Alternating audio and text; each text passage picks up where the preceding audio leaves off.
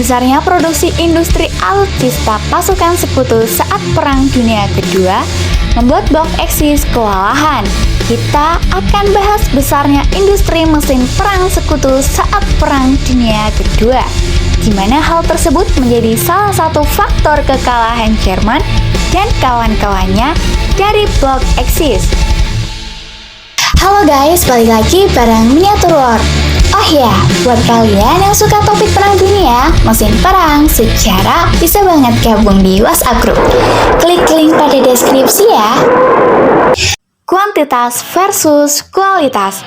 Pernah dengar nggak kalau tank Jerman kayak Tiger atau Panther itu kuat banget dan susah dihancurin? Emang bener, tapi kenapa Jerman tetap kalah? Jawabannya simple.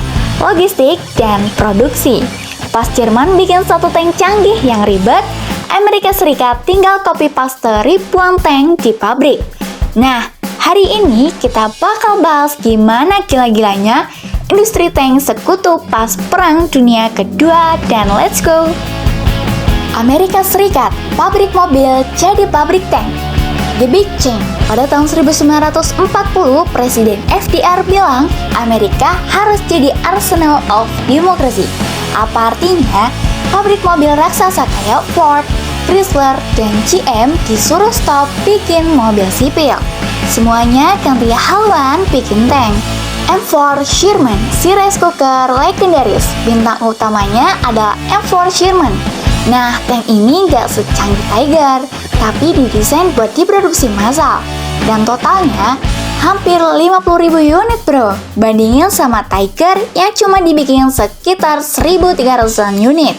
Sekutu menang jumlah 1 banding banyak. Rahasia produksi, standardization, dan spare parts. Bisa dibongkar pasang, kelebihan Amerika itu distandarisasi. Semua spare part tank Sherman itu sama. Kalau rusak di lapangan, tinggal kanibal dari tank yang lain. Mekaniknya nggak perlu sekolah tinggi-tinggi buat benerinnya. Detroit Arsenal Tank Plant.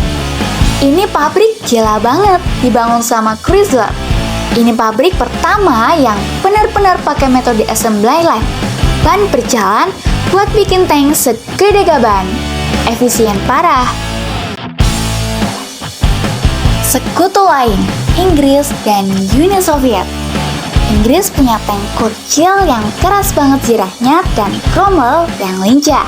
Mereka juga dapat supply 25.000 unit tank Sherman dari Amerika Serikat lewat program Lend-Lease.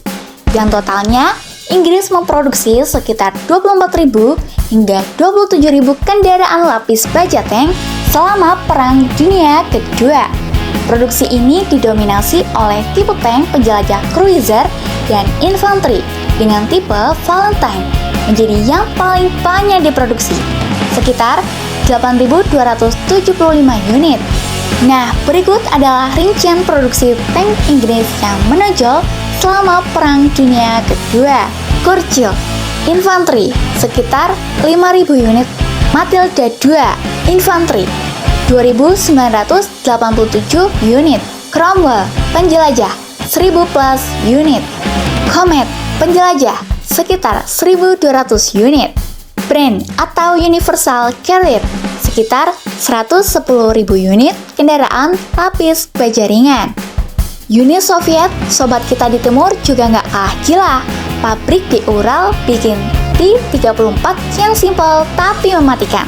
Dan jumlahnya, Uni Soviet memproduksi sekitar 98.300 tank dan meriam swagrak self-propelled guns selama Perang Dunia Kedua.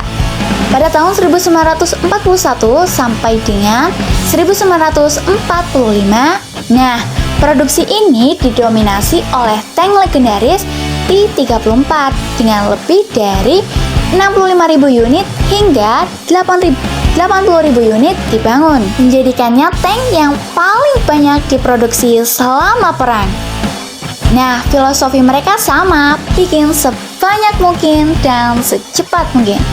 Sementara, berapa produksi Jerman? Panzer IV, tank paling banyak diproduksi sekitar 8.553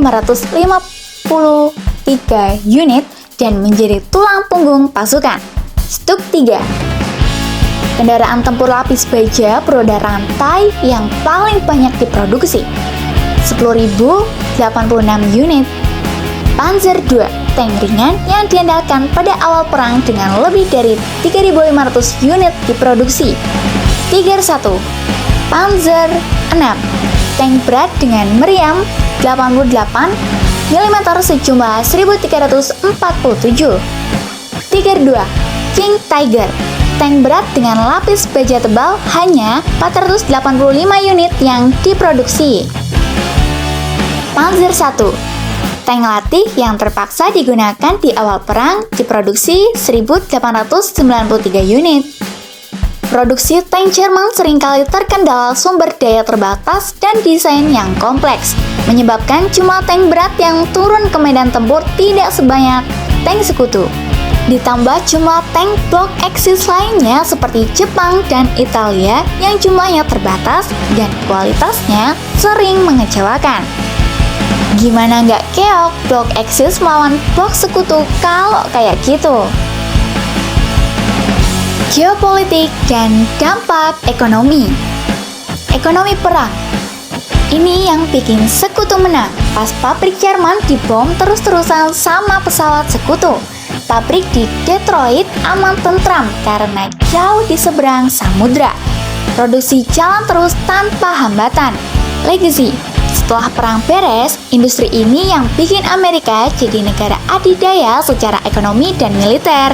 Jadi kesimpulannya, teknologi emang penting, tapi jumlah dan logistik yang bakal menangin perang. Gimana menurut lo? Mendingan punya 1 tank super atau 10 tank standar? Tulis di kolom komentar ya. Jangan lupa subscribe and check it out. Bye-bye.